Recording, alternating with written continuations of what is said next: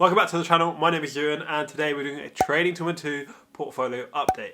I haven't done one in a while because I was thinking that not much has changed and I haven't added too much. But I thought I'd do one because I've got a few messages from you guys saying, Euan, where's the Trading212 portfolio update? So here we are, let's go. So I usually start these off with my free shares, but Trading212 still are not doing free shares and they're still not doing new accounts. If you haven't seen my last video about the new account situation, then go watch that. I'll link it here, but here. And because we've got no free shares to talk about, why don't you just go grab yourself one from Free Trade, Stake or CoinBase. All the links will be in the description. So we're going straight into the juicy bit, which is my Trading212 portfolio update.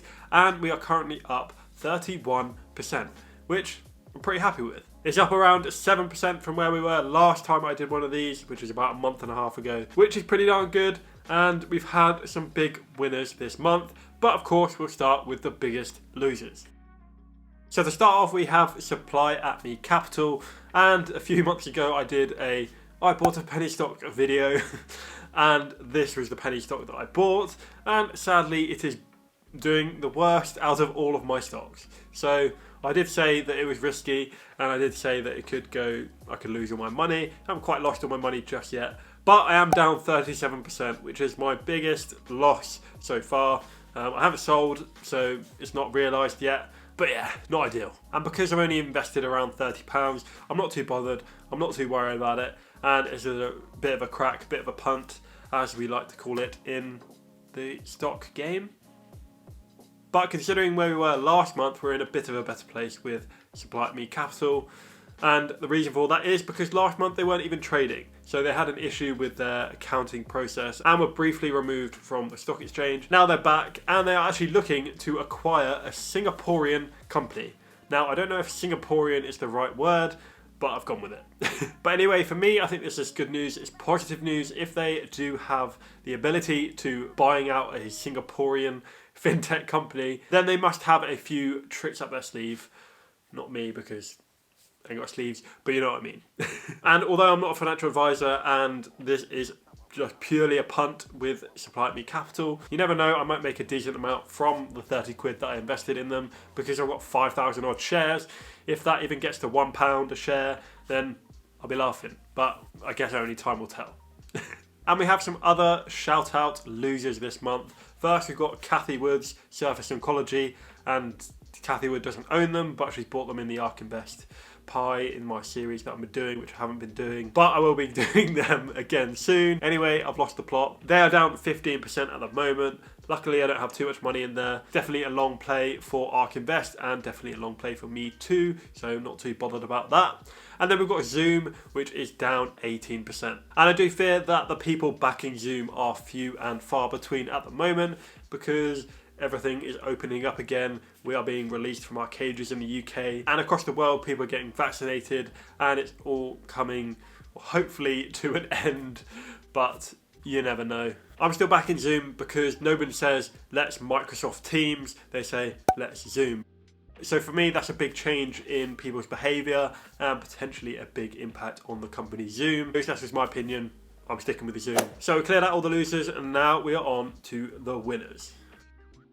Disney is still up 60% because I was worried about them originally because obviously their parks are closed, but I did think the brand is so strong that they could come back from it. But obviously with the introduction of Disney Plus, they've just gone crazy and the stock has gone crazy too. So although the parks are closed and they are losing tons of money by not having them open, they've sort of clawed it back with this Disney Plus stuff, with WandaVision, which reminds me I need to finish watching that. That is a big hit on Disney Plus and all the other Disney originals that they are putting out on their new service Star. But this is sort of like the extended library of content, the new stuff that they're bringing out. And personally, I think it's a game changer. They're going to have more people staying on Disney Plus and maybe binning their Netflix subscriptions or just having both combined. Either way, Disney is coming for Netflix and it's going to be a great one to watch.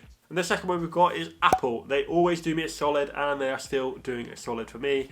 They are 44% up and they are still crushing the phone market. They've had a bit of a bounce back since October when they had some low sales of their iPhone 12. However, because people have got their checks, especially in America, their stimulus checks, the sales of iPhones have gone up drastically. So maybe people are just waiting until they got their check.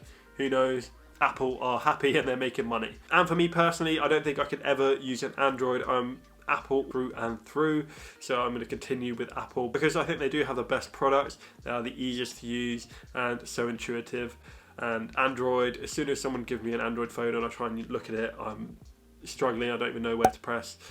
And according to Business Insider, they say that the Apple stock might go up around 12% due to all this talk about the Apple self-driving car. Because it's a rival to Tesla, it's a rival to NIO, it's a rival to all of the other car manufacturers, if they get it right, of course.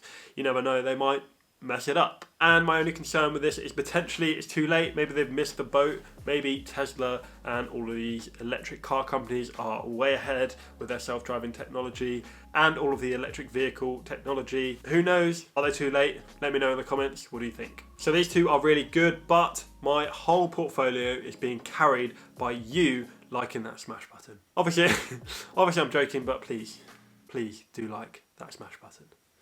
Actually, my whole portfolio is being carried by the VUSA. So that's the S&P 500 ETF that I use, and it's up 39%, which is significant since the last time we were here when it was up like 26%. So it's been a pretty crazy few weeks for the VUSA. We're going up! So the other notable standouts are we've got Bank of Montreal, which is up 30%, which is very unfortunate because I haven't even got a share yet. The majority of the good ones I've seen have not actually got full share. So we've got Alphabet as well, which is like 22% up or 23% up. And a really good turnout for me is the eCar, which is the iShares electric vehicle ETF. And this is up 24%. And this is mainly because of Tesla in there. So that's the reason it's up so much. Then also we've got Legal & General, which is up 41%. Again, there's not many shares in there. It's only worth £84, but they do pay a healthy dividend, so it's nice. That one's for you, Chris. Then we've got SSE, which is up 25%. We like that too. They are currently my provider of electricity and gas, so that's also a thumbs up too. Tesla is up a little bit, we're over half a share. That's really nothing in comparison to some people. And it's up 21%. And then we have Wells Fargo, which I've mentioned before, is up 35%.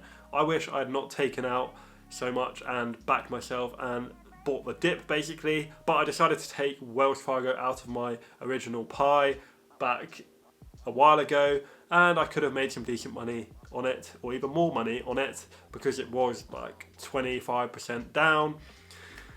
But you live and you learn. Sometimes you need to be a racehorse when you are investing. You need blinkers on and you're only looking forward. You're not seeing what's happening left to right.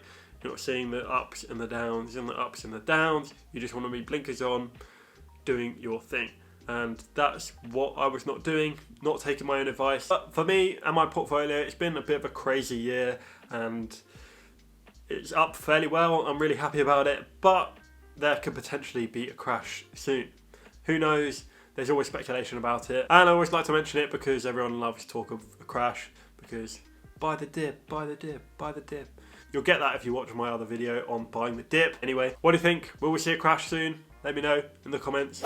Now let's get onto the pies. First off, we've got the 2x2 ARK Invest pie, which I will do a video on, as I said earlier, in the next few weeks. And we'll get that updated and see how everyone is progressing with that. So at the moment, we're up 7.72%. We have a look in here, we've got Tesla, Roku, Square, Apple, Shopify, Alphabet doing numbers, Zoom not doing numbers, PayPal doing alright, Surface and Spotify not doing too well. But Spotify is only down 1 pence, so I think we'll get away with that. So with this one, we're only doing 50 quid a month, which is a decent amount, and anyone can join on in the challenge if you want to. We've got 242 copies so far and 6,000 views on it, which is crazy, and a few comments which I haven't responded to, but I will do that in a minute. And then next we've got the Pi Felicia, which is a dividend pie. So this being 17% up is crazy, but I think I know what it's due to. It's going to be due to Apple, but let's have a look. Yep, so Apple's up 8%, which is not actually the one that I was thinking about. It's actually Walt Disney that's doing the numbers. It's only up £13, but up 27%. So we're looking down here. We've got a few SSEs doing alright. Bank of Montreal is doing very well actually as well. Starbucks doing well. Wells Fargo doing well. Legal & General doing well. So for a dividend pie, this is looking cracking. And let's have a look at the dividends that we've received. So far we've total gained £4.56 and reinvested most of it. Is a little bit on the sideline at the moment. So considering we've only got £700 in there, to get £4 off it is actually not too bad. And it's only been open since, it doesn't tell you when I started it, but I think it was around September, October time. So we're looking good. If that continues to increase and continues to go at the rate, we'll be looking good. Well, according to the very suspect auto investor value projection, we'll be looking around 73k after 40 years. So there's a long way to go and for not a lot of money. This is based off a 4.85% annual return, and we are outstripping that at the moment. And then the next pie, we've got the slow and steady wins the race pie, and it is up 33%, which is looking very tasty. We've got some cash sat on the sideline. If we look at the slices that we've got, this is not perfect weighting in here because I actually imported most of these. So we're currently at 55% with the S&P 500, and then it's all a bit chaotic in here. I don't fancy rebalancing at the moment. I'm hoping that with every investment that I put in, it will just slowly creep into the right place over a long period of time. I'm not too fussed that it looks exactly how I want it to look at the moment. But I suppose 1% of Tesla in 7.7 instead of 7%, I mean, I could get some deals there. I don't know. I'll think about it and I'll let you know. So with this one, this is my millionaire pie, although I had to change it. Let's go down, and it's looking, after 40 years, if it continues at this rate, it'll be on 5.2 or 5.02 million. I mean, I don't think it's going to continue at that rate, but if it does, then I'll buy everyone a beer in 40 years. So make sure you're around for my 65th birthday. See you then. So overall, my portfolio is doing fairly well. We're up 30 odd %. I dropped my phone and it's looking good, and I'm happy with where it's going. I'm going to continue investing £150 into the slow and steady one, £50 into the dividend one, and £50 into the ARK Invest, and just see where it goes, see where it takes us, and slowly build up my skills, having a look, see if there's any new opportunities out there.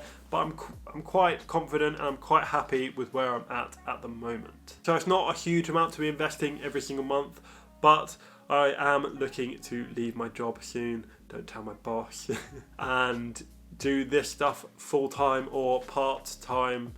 We don't know. I'm not making enough money to do it full-time at the moment, and the money's slowed up a little bit, but yeah, so that's why I'm not investing hundreds and hundreds of pounds into it, because I want to make sure that I've got money in the bank just in case that I need it. But yeah, enough about me. Hope you've enjoyed this video and you've got some value out of it. Please get your free stocks at Free Trade, Stake and CoinBase for crypto. I hope you've had a good one and you've had a good weekend. And I'm not a millionaire, but I'm trying to help you become one, so peace.